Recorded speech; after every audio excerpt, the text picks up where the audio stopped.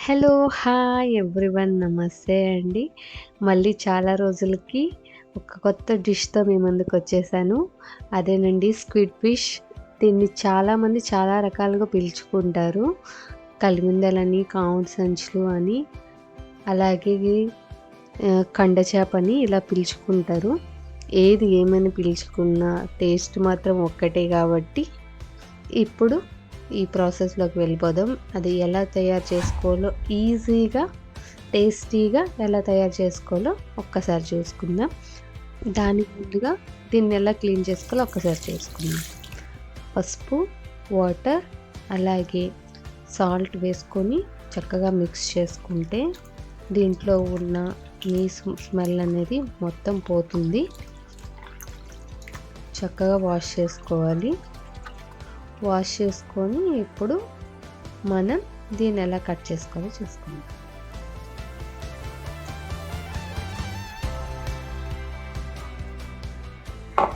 Clean చేసుకున్నాం కదా. ఇప్పుడు 2 పీసెస్గా కట్ చేసుకుంటే బాగుంటుంది. ఎందుకంటే దాంట్లో గ్రేవీ చక్కగా వెళ్తుంది. చూడడానికి, తినడానికి కూడా బాగుంటుంది.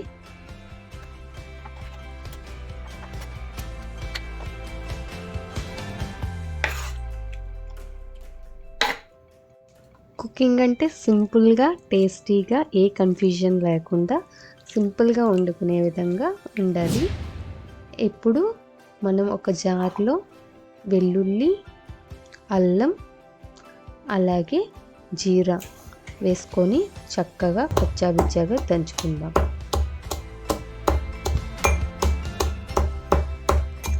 ఇలా చేయడం వల్ల కర్రీ చాలా టేస్టీగా వస్తుంది.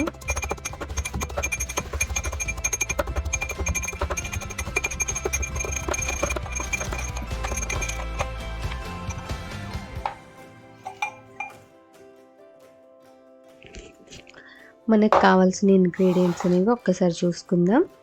స్క్విడ్ ఫిష్, మిర్చి, ఆనియన్స్, చికెన్ మసాలా, అల్లం వెల్లుల్లి జీరా పేస్ట్, మ్యాగీ మసాలా, పసుపు, కారం, సాల్ట్ అండ్ టమాటో అన్నీ ముందుగా తయారు చేసుకుని ఒక దగ్గర పెట్టుకుంటే ఏ కన్ఫ్యూజన్ ఉండదు.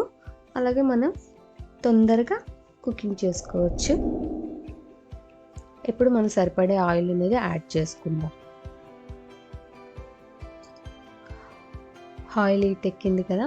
ఇప్పుడు మనం ఆనియన్స్ అలాగే మిర్చిని వేసుకుందాం.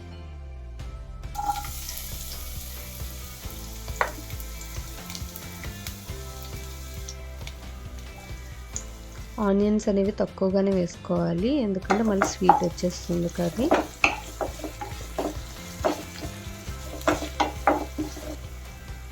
ఇప్పుడు అల్లం వెల్లుల్లి జీరా పేస్ట్ అనేది యాడ్ చేసుకుందాం.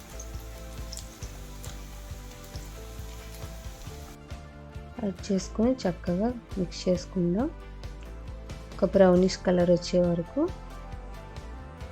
దాని తర్వాత మనం సాల్ట్ అండ్ కారం, స్పైసీగా కావాలనుకునే వాళ్ళు కారం ఎక్కువగా వేసుకోండి. అలాగే తగినంత పసుపు వేసుకొని చక్కగా మిక్స్ చేసుకోండి. ఇప్పుడు టమాటో ఒక 10 మినిట్స్ బాగా మిక్స్ చేసుకొని ఒక 10 మినిట్స్ మూత పెట్టుకుందాం.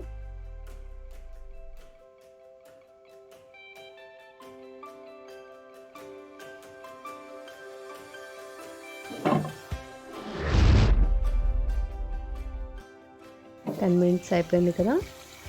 ఇప్పుడు టమాటో చక్కగా పేస్ట్ మెత్తగా అయిపోయింది.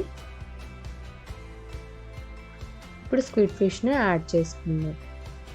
స్క్విడ్ ఫిష్ని యాడ్ చేసుకున్న తర్వాత దీనికి అస్సలు మనం మూత పెట్టకూడదు, ఎందుకంటే వాటర్ చాలా ఎక్కువగా దిగిపోతుంది, కర్రీ టేస్ట్ అంతా పోతుంది. అస్సలు మూత పెట్టకూడదు. ఇంకొకటి ఏంటంటే పచ్చి మసాలా కన్నా డ్రై మసాలాతోనైతే ఈ కర్రీ అనేది చాలా బాగుంటుంది.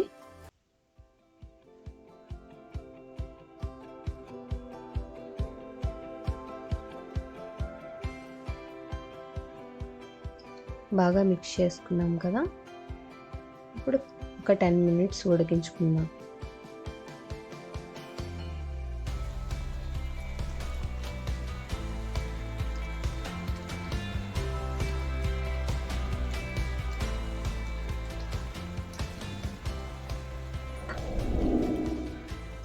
ఇప్పుడు మసాలా, డ్రై మసాలా, చికెన్ మసాలా, అలాగే మ్యాగీ మసాలా యాడ్ చేసుకుందాం. మ్యాగీ మసాలా నేను ఎందుకు వేస్తున్నాను అంటే మ్యాగీ మసాలా చాలా టేస్టీగా వస్తుంది కర్రీ. ఒకసారి మీరు ట్రై చేయండి. ఏ కూరకైనా మ్యాగీ మసాలా యాడ్ చేస్తే చాలా టేస్టీగా వస్తుంది. కూర దగ్గరగా అవుతే వాటర్ అనేది మొత్తం పోతూ ఉంటే కర్రీకి టేస్టీ అనేది వస్తుంది. కాస్త దగ్గరగా అవుతే బాగుంటుంది కర్రీ టేస్టీ. నాకైతే నా ఫేవరెట్ డిష్ ఇది, చాలా ఇష్టం. నాన్ వెజ్ అంటే మరి అసలైన ఫ్లేవర్ కొత్తిమీరనే.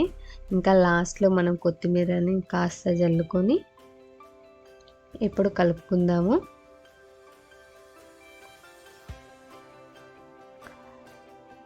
కలుపుకొని ఒక 2 మినిట్స్ ఉంచితే ఇంకా మనకి రెడీ అయిపోతుంది ఇంకా కర్రీ.